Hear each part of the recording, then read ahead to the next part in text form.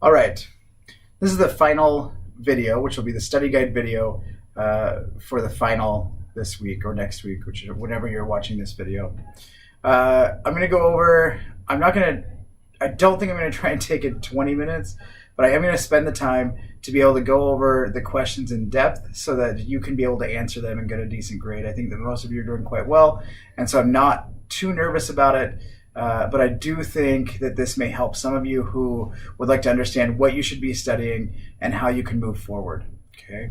I appreciate those who have stopped in and seen me over this course, the course of this semester, and I hope to see you in the future. If you're on CSI's campus, stop in and see me. I'm in the foundation office of the Taylor Building. So, other than that, we'll just get started. These are all hypothetical questions that could or could not be on the test. The first one would be, I think, some sort of idea surrounding how World War II got started and how Germany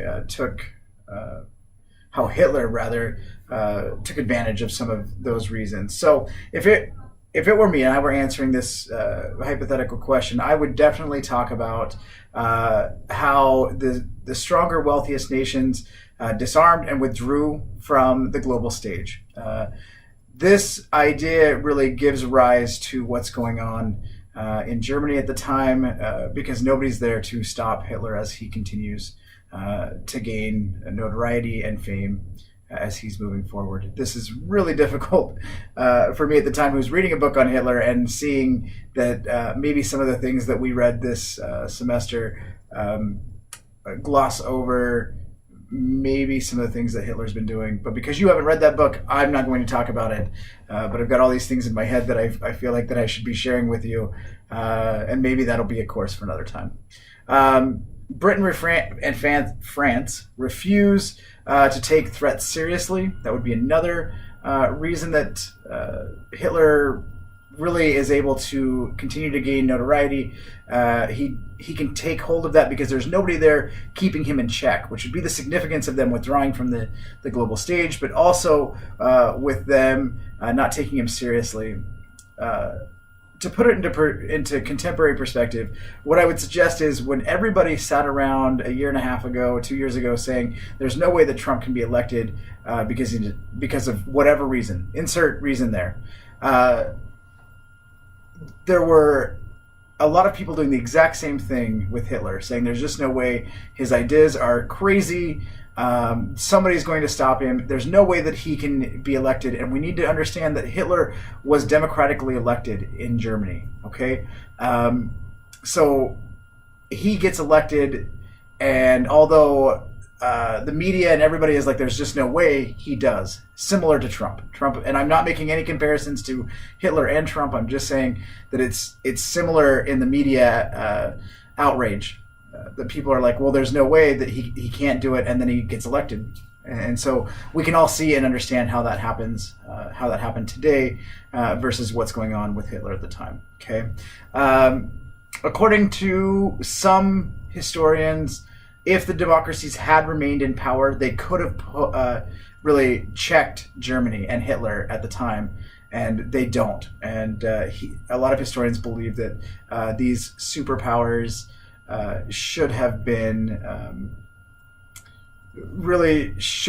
keeping Germany in check, should have been responsible. They should have found a way to fix the perceived injustices that were going on, which then led Hitler to be able to say, well, we've been wronged, it's the Jews' fault, which it always is, and then fight back. Okay, these are issues as Germany is trying to push the border and trying to find ways to gain more ground and to gain more authority that they continue to push. And that would be the significance. If I were writing, these would be the significances of these, is that inevitably World War II is going to happen, and Hitler is able to take advantage of some of these things. Okay, I would definitely want to talk about those things if I were answering a question similar to this. Okay, I think I've given you all. If there's anything, I would definitely go back and read through chapter 28 and over some of the things that we talked about.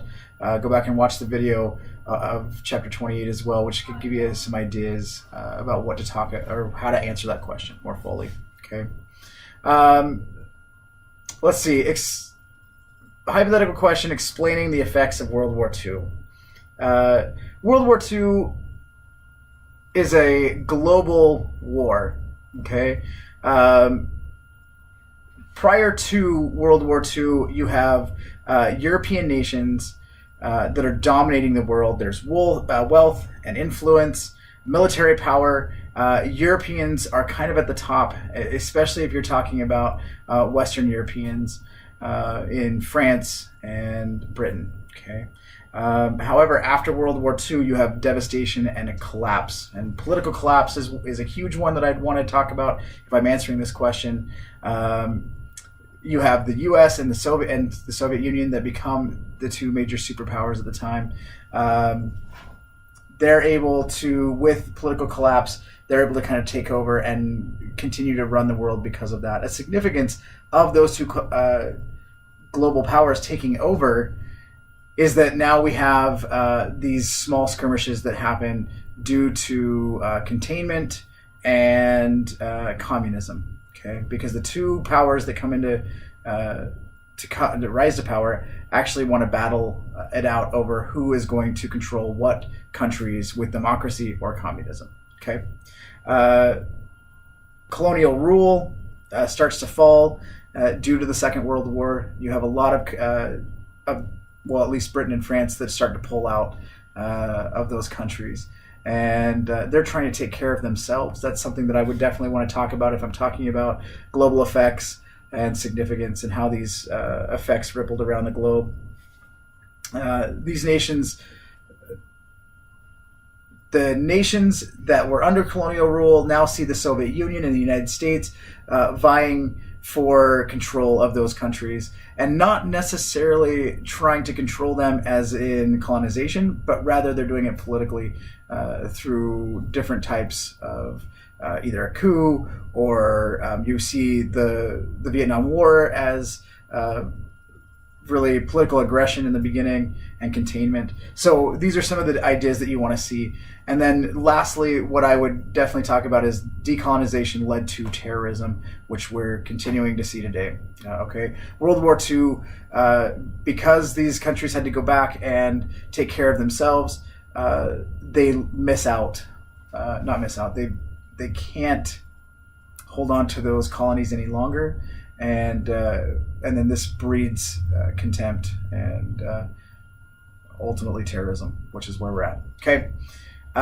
We see this through the 70s, 80s, 90s, and today. It's like I'm a rock station. So that's what I would definitely, if I'm answering that question, I would try and do that. Okay. I really think that it's important to discuss Americanization, which takes place. A few of the ways that Americanization crosses Europe. Now, I need to be frank with you that I look at this as a very American-centric way of looking at things. I do believe that it does happen, but I think that, of course, we have Kagan, who's an American historian, who then is pushing this idea of Americanization through Europe. I think that it does happen.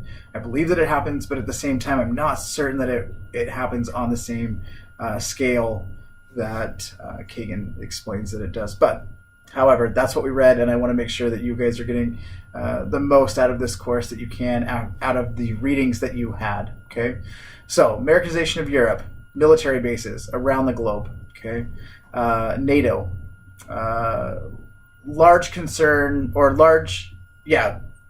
American corporations starting to have branches in European nations. Okay, you get McDonald's, Apple, American clothing, Starbucks, Gap, liquor companies, television programs. A big one that a lot of Europeans have a problem with is the idea of the mini mall and malls in general that start to spring up. That is an American idea that pushes extravagance. Okay, and lastly, the idea of the English language being the language that everybody should know. You should know your own language, and then you should also learn American English. Okay. There's a technological revolution which, although like stunts some growth in Europe, it also helps grow the economy, where Europeans are now on maybe a similar level, and they're able to enjoy the highest standards of living. Okay. I would like to know whether you agree with this idea of Americanization or not. I've given you my idea about it, but in this question, I would definitely leave a couple sentences to whether you agree and why or why not. Okay. Lastly, we often hear about containment of communism from an American perspective. And that I think is fine. We are American, and so obviously we're going to hear our side of the story.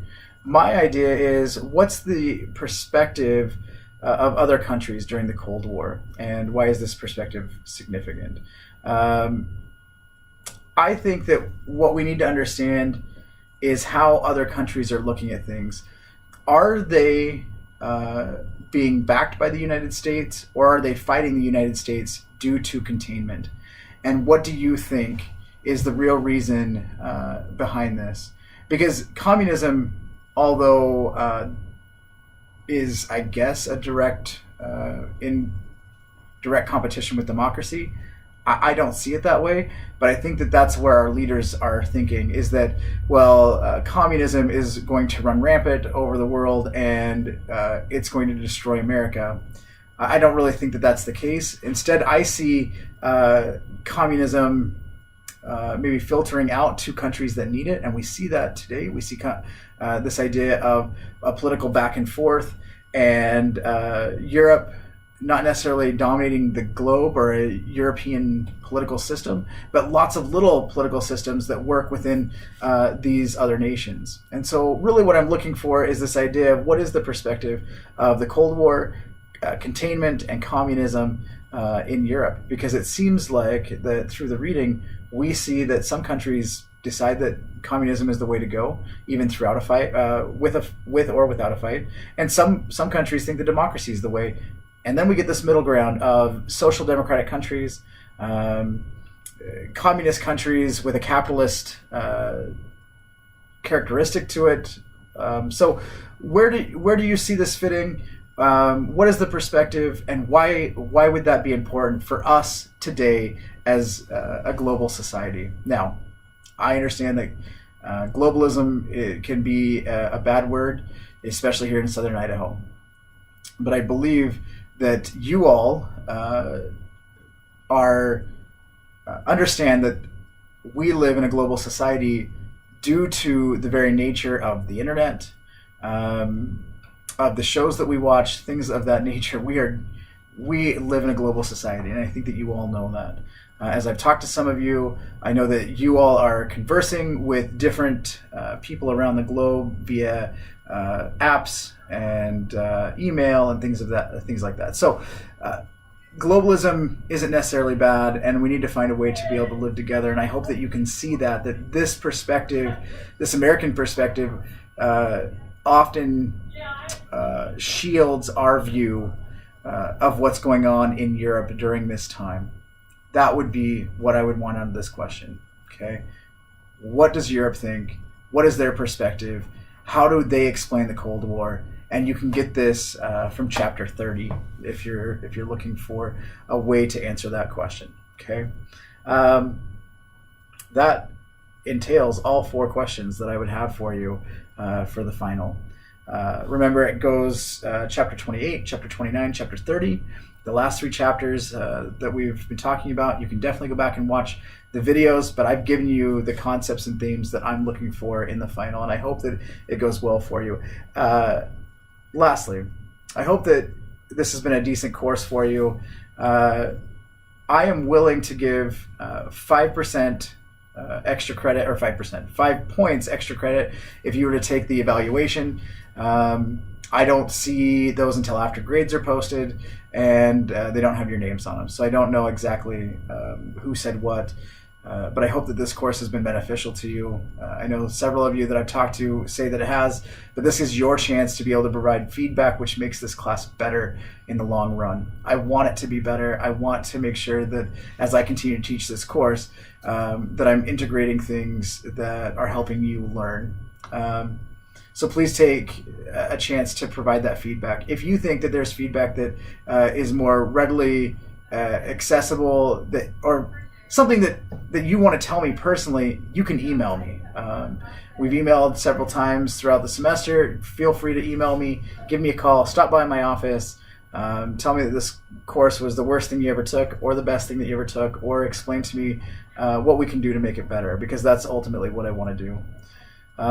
This has been a great course. I hope that you guys have found it interesting, and I hope that as you move forward that at least you'll start to look at history in a different perspective, and a way to understand our global society today, and how we got here. So I hope you have a great summer, and we'll see you later.